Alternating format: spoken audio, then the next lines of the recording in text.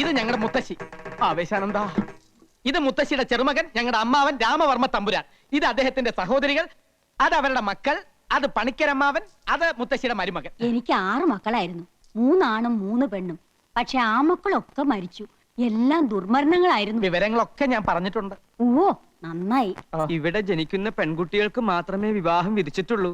ഞാനും അങ്ങയെപ്പോലെ ശുദ്ധ ബ്രഹ്മചാരിയാ. താടിയില്ലാന്നേ ഉള്ളൂ.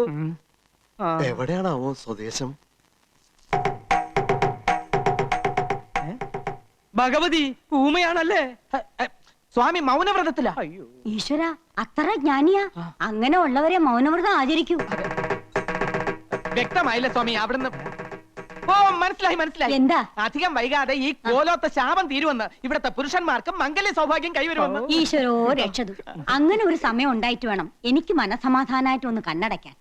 അങ്ങ് കുറച്ചു കാലെങ്കിലും ഇവിടെ കഴിയുന്നത് ഞങ്ങൾക്കൊരു സുഹൃത്തുമായിരിക്കും. ധൃതി പിടിച്ച് പോണോന്ന് കൽപ്പിക്കരുത്. ഹിമാലയത്തിലെ മഞ്ഞുരുകൾ നിന്നിട്ട് ഇനി സ്വാമി കേരളം വിടും. എന്താ എന്താ പറഞ്ഞേ? ഒന്നും മനസ്സിലായില്ല. പിന്നെ നീ എന്തിനാ ചിരിച്ചേ? ഒന്നും മനസ്സിലാവാത്തോണ്ട് ചിരിച്ചതാ. എന്നാലേ എനിക്ക് മനസ്സിലായി. സ്വാമികൾ പറഞ്ഞത് അമ്മാവന് വ്രതശുദ്ധിയില്ല, മനസ്സിൽ കളങ്കമുണ്ട്, അതുകൊണ്ട് ഈ ചാവടിയിലേക്ക് വരാൻ പാടില്ല, അല്ലേ സ്വാമി? എന്താ രാമ ഞാൻ ഈ കേക്കണേ?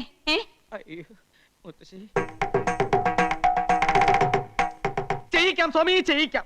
എന്താ എന്താ? അമ്മാവൻ ഇന്ന് രാത്രി മുഴുവൻ ആഹാരം കഴിക്കാതെ ഉപവസിക്കണമെന്ന്, സന്ധ്യയ്ക്ക് രാമായണത്തിലെ കിഷ്കിന്ധാകാന്ഡം മുഴുവൻ വായിച്ചു തീർക്കണമെന്ന്. അയ്യോ, ഇവൻ വെറുതെ ഓരോന്ന് പറയാ. അദ്ദേഹം ഇതൊന്നുമല്ല പറഞ്ഞത്. അദ്ദേഹം ഇത് തന്നെയാണ് പറഞ്ഞത്. ദേ ഇങ്ങനെ കാണിച്ച രാമായണം വായിക്കാന്നാണ് അർത്ഥം. ഊമയുടെ ഭാഷ നിനക്ക് അങ്ങനെ മനസ്സിലായി? ഞായറാഴ്ച TV കാണാറില്ലേ, അത് കണ്ട് പഠിച്ചതാ. തർക്കമൊന്നും വേണ്ട, ഞാൻ പറയണത് അങ്ങോട്ട് അനുസരിക്കുക. അതെന്നെ മുത്തശ്ശി പറയട്ടെ. മുത്തശ്ശി പറയട്ടെ. രാമൻ ഇന്ന് ഉപവസിച്ച് രാമായണം മുഴുവൻ അങ്ങോട്ട് പാരായണം ചെയ്യാ. പല്ലും കടിച്ചലറിക്കൊണ്ടു പാലിയും നില്ലു നില്ലുന്നണഞ്ഞോരു നേരം തഥാ. പല്ലും കടിച്ചലറിക്കൊണ്ടു പാലിയും നില്ലു നില്ലുന്നണഞ്ഞോരു നേരം തഥാ. മുഷ്ടികൾ കൊണ്ടു താടിച്ചതു ബാലിയെ ദുഷ്ടനാം ബാലി സുഗ്രീവനെയും തഥാ. വേണ്ട വേണ്ട, എന്നോട് കളിക്കാൻ നിക്കണ്ട. ഏലസ എന്റെ കയ്യില്. എറിഞ്ഞു ഓടിക്കാൻ നോക്കുകയാണല്ലേ? രാമായണം വായിക്കണമെന്ന് നിനക്ക് സൂഹിക്കണില്ല. മുത്തശ്ശി ഇവിടെ വായിക്കാൻ സമ്മതിക്കണില്ല. എന്റെ അടുത്ത് വേണ്ടാട്ടാ. പോയിക്കോ പോയിക്കോന്ന്. എനിക്ക് ധൈര്യമില്ലെന്നാ നിന്റെ വിചാരല്ലേ?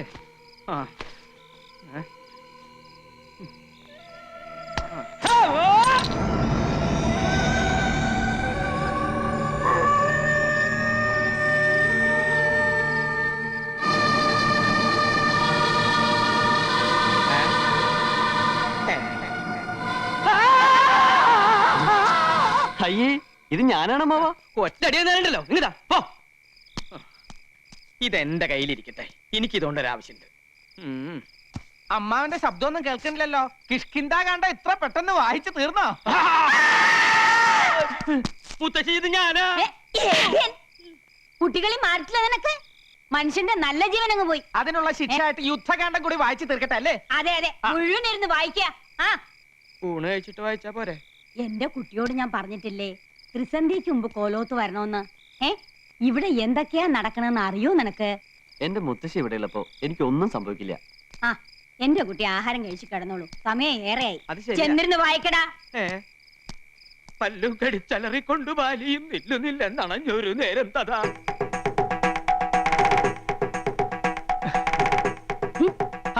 പരിഭവിക്കാതെ സ്വാമികളെ, ഈ പാലങ്ങോട്ട് കുടിക്ക്.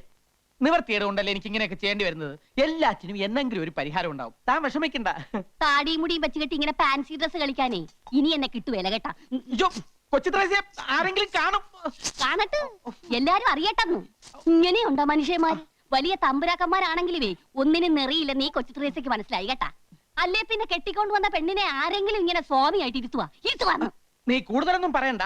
കടപ്പുറത്ത് തേങ്ങ ഇടിക്കാൻ വന്ന എന്റെ അടുത്ത് 1ഉം 2ഉം കൊച്ചു വർത്തമാനം പറഞ്ഞ് നീ അടുത്ത് കൂടിയപ്പോ ഞാനും ഏതാണ്ടൊക്കെ പറഞ്ഞുപോയി. ഏതാണ്ടൊക്കെ പറഞ്ഞെന്നാ? പറഞ്ഞത് കൃത്യമായിട്ട് എനിക്കങ്ങോട്ട് ഓർമ്മയുണ്ട് കേട്ടാ. കൊച്ചുത്രേസ്യയെ ഐ ലവ് യു എന്നാ നിങ്ങ പറഞ്ഞത്. ഈ ഐ ലവ് യു എന്ന് പറഞ്ഞാൽ ഉടനെ കെട്ടിക്കോണോന്നാണെങ്കിൽ കേരളത്തിലെ എല്ലാ ആണുങ്ങൾക്കും 10ഉം 15ഉം ഭാര്യമാര് കണ്ടേനെ. ഇനി ഇഷ്ടപ്പെട്ടു ഒന്ന് എന്നെ ഇരിക്കട്ടെ. എന്ത് അപരാധം ചെയ്തിട്ടാ നിന്റെ അപ്പം വർക്കി എന്നെ ഓടിച്ചിട്ട് പിടിച്ച് രജിസ്റ്റർ ഓഫീസിൽ കൊണ്ടുപോയി എന്നെ കെട്ടിച്ചത്? ഞാൻ ബ്രഹ്മചാരിയായി കഴിയേണ്ടവനാണെന്ന് അങ്ങയുടെ കാല് പിടിച്ച് പറഞ്ഞതാ. അന്നേരം ആ കാല് കൊണ്ട് എന്നെ അങ്ങേരെ മുഖത്ത് തൊഴിച്ചു. എന്നിട്ട് എന്നെ ഭീഷണിപ്പെടുത്തി നിന്നെ ഇങ്ങോട്ട് കൊണ്ടുവരികയും ചെയ്തു. കഴിഞ്ഞതൊക്കെ കഴിഞ്ഞ് ഇനി നമുക്ക് എല്ലാം അങ്ങോട്ട് മറക്കാം തിരുമേനി. എല്ലാം ഞാൻ മറക്കാം, എന്റെ ബ്രഹ്മചര്യം ഒഴിച്ച്. കൊച്ചുത്രേസ്യെ, എനിക്ക് എന്റെ ജീവനിൽ കൊതിയുണ്ട്. നമ്മുടെ രഹസ്യ വിവാഹം കഴിഞ്ഞെങ്കിലും മേപ്പാടം കൽപ്പിക്കുന്നത് വരെ ഞാൻ സ്ത്രീ സുഖം അനുഭവിക്കുന്ന പ്രശ്നമേ ഇല്ല. അയ്യോ അങ്ങനെ പറയല്ലേ, തമ്പുരാൻ അറിയാവാ ഇന്ന് നമ്മുടെ ആദ്യ രാത്രിയാണ്. എന്റെ കാളരാത്രി അന്ന് കടാപ്പുറത്ത് വെച്ച് ആദ്യമായി തമ്പുരാൻ എന്നെ ഇഷ്ടമാണെന്ന് പറഞ്ഞ ദിവസം ഓർമ്മയുണ്ടാ? ദുർദിനങ്ങൾ ഞാൻ ഓർമ്മിക്കാറില്ല. എനിക്ക് നല്ല ഓർമ്മയുണ്ട്. അന്ന് അയലയും മത്തിയും ചാകര വന്ന ദിവസിയാണ്. ആ സന്ധ്യക്ക് കടാപ്പുറത്ത് വെച്ച് തമ്പുരാൻ എന്നെ നോക്കി പറഞ്ഞു, കൊച്ചുത്രേസ്യ സുന്ദരിയാണ്. കളിയാക്കിയാലും മനസ്സിലാകാത്ത പെണ്ണ്. ദേ ഒരു കാര്യം ഞാൻ പറഞ്ഞേക്കാം, ഞാൻ ജീവനോടെ ഇരിക്കുന്നത് കാണണമെന്നുണ്ടെങ്കിൽ ശൃംഗരിക്കാൻ വരാതെ മര്യാദയ്ക്ക് അടങ്ങി ഒതുങ്ങി ഇവിടെ കഴിഞ്ഞോണം. സമനില തെറ്റി ഞാൻ വല്ലതും ചെയ്തു പോയാൽ പാലമരത്തിന്റെ ചോട്ടിൽ നിന്ന് പിറ്റേന്ന് നീ തന്നെ എന്റെ എല്ലും മുടിയും പറക്കേണ്ടി വരും. അപ്പൊ ജീവിതകാലം മൊത്തം എന്നെ ഇങ്ങനെ സ്വാമി വേഷം കെട്ടിച്ചിരുത്താനാണ് ഇങ്ങോട്ട് കെട്ടിയെടുത്തോണ്ട് വന്നത്. മേപ്പാടം കൽപ്പിക്കുന്നത് വരെ. മേപ്പാടൻ ആരുവാ? എന്ത് പറഞ്ഞാലും തന്റെ ഒരു മേപ്പാടൻ. അവിടെ നിൽക്കാം, നിൽക്കാം.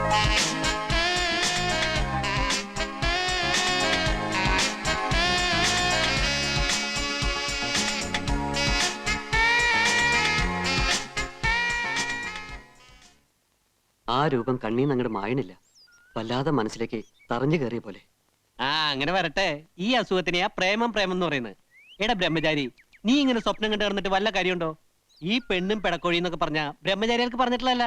ജീവിതകാലം മുഴുവൻ ബ്രഹ്മചാരിയെ കഴിഞ്ഞോളാമെന്ന് ഞാൻ ആർക്കും വാക്കൊന്നും കൊടുത്തിട്ടില്ല. അങ്ങനെ ഉയരട്ടെ കാമുകന്റെ കരുത്താർന്ന ശബ്ദം.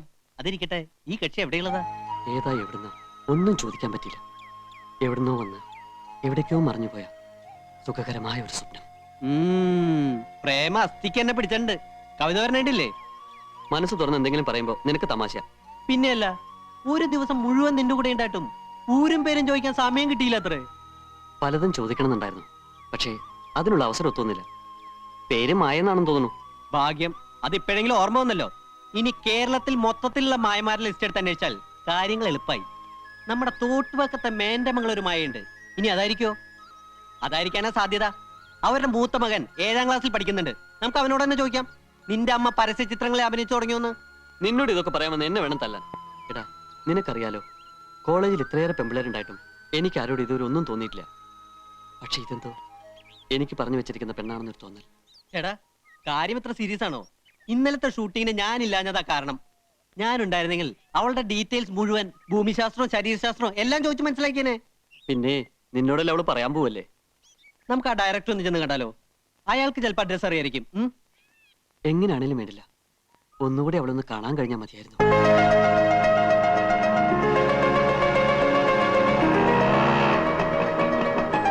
ഹായ് ഉണ്ണി.